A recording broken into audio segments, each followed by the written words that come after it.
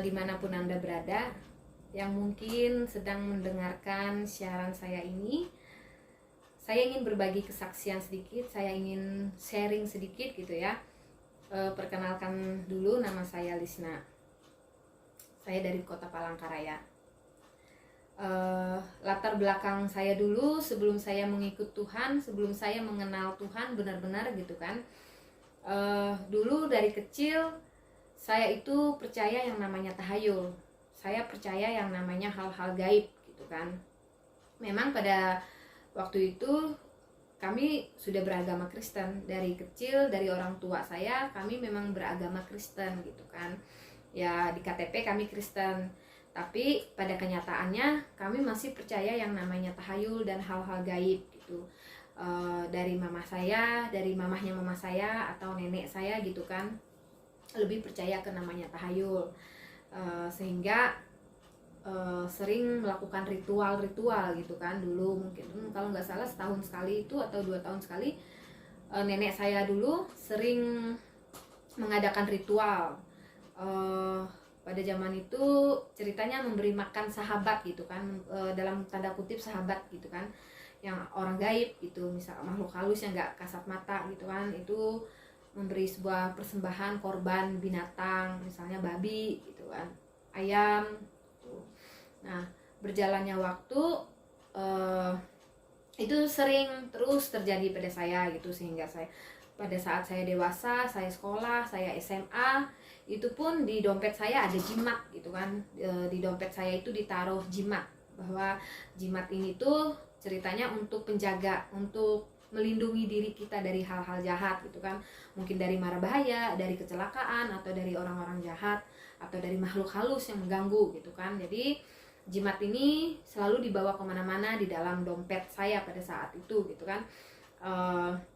Saya sekolah, saya pergi kemana, saya pergi keluar, saya pergi jauh dari orang tua, keluar kota, jimat ini selalu ada. Kemanapun saya pergi, ya jimat itu ada gitu, karena ya buat pelindung saya tadi gitu kan. Nah terus karakter saya ini dengan berjalannya waktu sampai saya menikah, melekat di diri saya. Saya percaya hal-hal gaib, percaya dengan cerita dongeng-dongeng nenek tua gitu kan. Jadi itu kental sekali budayanya di kehidupan kami gitu kan. Di keluarga kami budaya itu sangat turun-temurun gitu, bahwa ya memang agama-agama Kristen ya, tapi tetap percaya hal-hal gaib gitu, percaya hal-hal yang tahayul gitu tadi. Singkat cerita, hingga saya menikah, karakter itu terbawa dalam diri saya. Karakter itu melekat pada saya, sampai pada suatu hari saya mimpi, dan mimpi buruk. Mimpi saya pun itu saya artikan gitu, apa sih arti mimpi saya ini? Oh, ada sesuatu tanda bahaya ini dan ini gitu.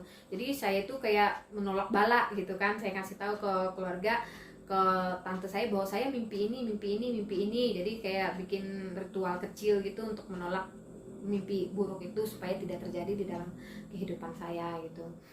Terus tadi saya cerita, singkat cerita, saya menikah, saya punya anak gitu kan. Terus anak saya pada saat itu anak saya sering sakit-sakitan, berapa kali keluar masuk rumah sakit. Di umur anak saya 3 tahun itu udah berapa kali keluar masuk rumah sakit. Nah bukannya anak saya sering sakit-sakitan, pada saat itu sebelum anak saya masuk rumah sakit, anak saya bawa dulu berobat, tapi bukan ke dokter, ke tante saya gitu kan. Tante saya orang pintar gitu kan, istilahnya dukun gitu kan. Jadi saya berobat ke tante saya pulang kampung gitu kan. Saya tinggal di Kota Palangkaraya, tapi di Palangkaraya saya ada kampung halamannya ibu saya jauh dari Palangkaraya. Nah itu anak saya itu diobati dengan cara ritual, yaitu pada saat itu saya itu harus mencari ayam hitam sama ayam putih gitu kan, yang bulunya warna hitam sama warna putih. Nah konyolnya saya pada waktu itu ya, saya percaya gitu bahwa anak saya ini sakitnya karena ya diganggu gitu kan. Nah singkat ceritanya bikin ritual. gimana itu tuh darahnya ayam itu tadi dipercikan ke anak saya gitu kan. Terus ya gitulah, dibikin ritual sesajen saja itu.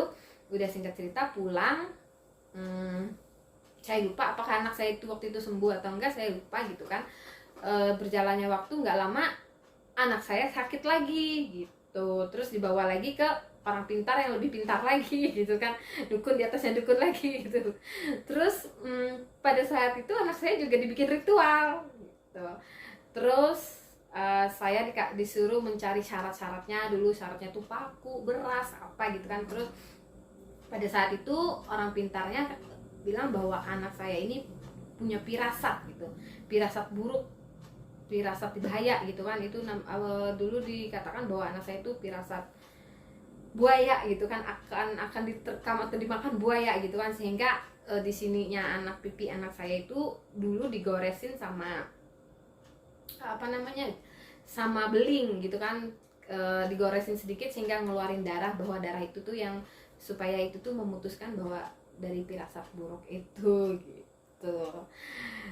Jadi ya itu, sebelum saya mengenal Tuhan itu banyak kekonyolan saya gitu yang jauh daripada firman Tuhan gitu. Saya belum, pola pikir saya masih percaya hal-hal gaib itu tadi gitu. Jadi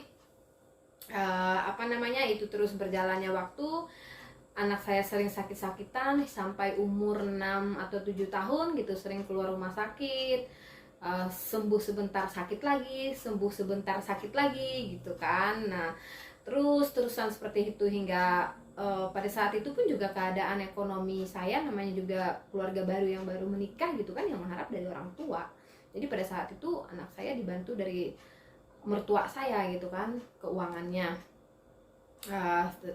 Singkat ceritanya anak saya makin sakit-sakitan. Terus pada saat itu suami saya itu diajak persekutuan sama kakak saya, sama kakak kandung saya sendiri.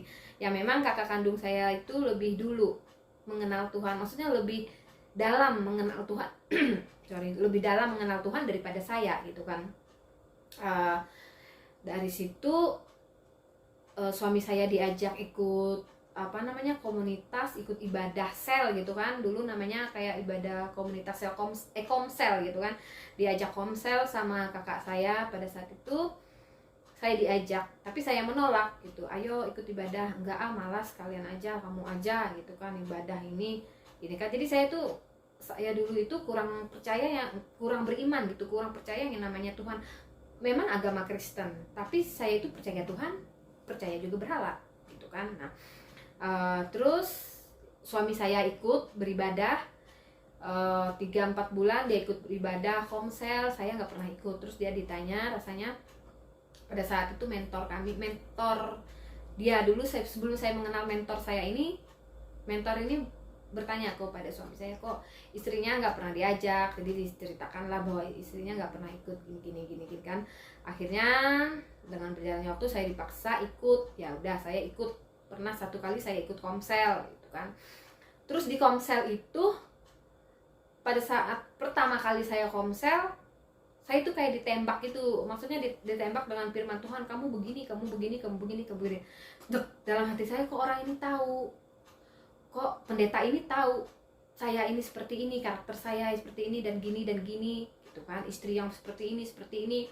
Jadi di situ benak saya, pikiran saya, imajinasi saya ini berpikir, ini orang pendeta apa dukun gitu ya, kok tahu semua apa yang saya karakter saya gitu, apa yang saya tahu itu tuh kok ini tahu semua gitu kan. Dari situ kayaknya saya tertarik. Awalnya nggak tertarik sih, maksudnya saya itu lebih kecuriga, lebih ke berpikir, kok pendeta ini tahu saya seperti ini, kok gini, besok coba saya datang lagi, ikut lagi gitu kan. Dengan tidak berjalan waktu dan tidak sadarnya saya malah aktif gitu kan, aktif ikutin komunitas ini, aktif mendengarkan pengajaran apa yang disampaikan gitu kan. Sehingga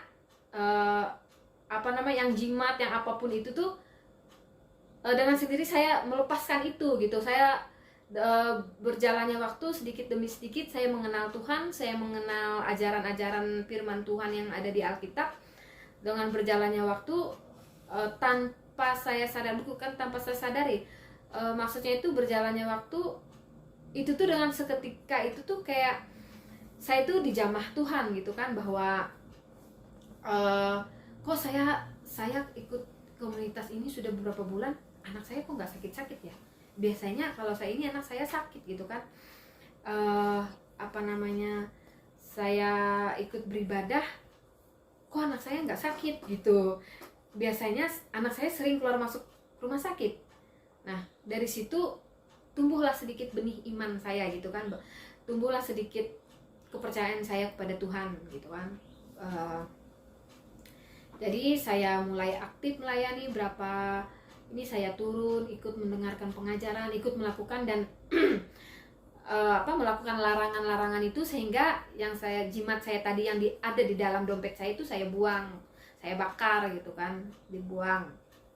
Nah, terus saya lebih belajar lagi karakter, pola pikir yang ini, yang lebih pola pikir yang lebih maju lagi gitu kan. Pola pikir yang zaman dulu salah, bahwa saya itu selalu percaya tahayul, sakit sedikit ke dukun, mimpi buruk lihat artinya apa gitu kan. Nah, berjalannya waktu itu tuh hilang, itu dari yang ada di karakter yang itu, yang dari kecil saya itu tiba-tiba, maksudnya bukan tiba-tiba sih, itu tuh kayak dengan sendirinya kayak hilang gitu, lupa gitu ya. Jadi saya tuh lebih ke percaya firman Tuhan itu tadi, karena semenjak saya beribadah gitu, entah kenapa ini benar, tapi ini yang saya alami gitu.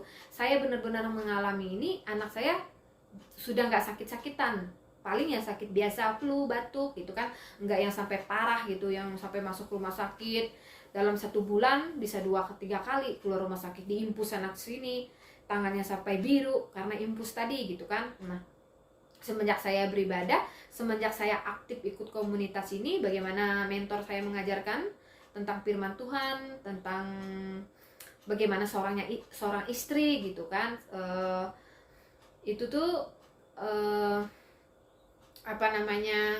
banyak hal perubahan dalam hidup saya gitu. Hingga saat ini saya belajar dan terus belajar gitu kan. Banyak hal sih memang jatuh bangun gitu. Cuman intinya yang karakter saya yang salah, yang saya percaya tentang tahayul, percaya tentang kebudayaan atau dongeng-dongeng, percaya dengan animisme itu sudah nggak ada lagi gitu. Maksudnya udah terlupakan gitu. Udah, memang iman saya percaya sama Tuhan, karena saya melihat sendiri memang anak saya udah nggak pernah, sampai sekarang nggak pernah masuk rumah sakit. Sampai saat ini pun saya aktif pelayanan, dan saya pun ikut terjun dalam melayani gitu kan, walaupun sedikit demi sedikit saya belajar untuk melayani gitu kan. Nah, singkat ceritanya, kehidupan saya dari saya yang dulu dan sekarang itu jauh berbeda gitu kan. Ya, walaupun sampai saat ini saya pun masih banyak belajar gitu. Jadi mungkin ini yang bisa saya bagikan, sharing saya ke teman-teman, bagaimana sifat, karakter, perilaku saya dulu sebelum saya benar-benar mengenal akan Tuhan, akan firman Tuhan gitu. Bahwa memang iman mujizat itu ya terjadi gitu kan, asal kita percaya benar-benar ke Tuhan gitu, menyerahkan, berserah kepada Tuhan gitu, bukan percaya ke hal-hal tahayul atau pergi ke, seperti saya tadi, pergi ke dukun gitu. Mungkin ini yang bisa saya bagikan, mungkin ini yang bisa saya sharingkan buat teman-teman. Semoga kesaksian saya ini bisa bermanfaat buat teman-teman, bisa menjadi berkat mungkin. Terima kasih sebelumnya. Shalom.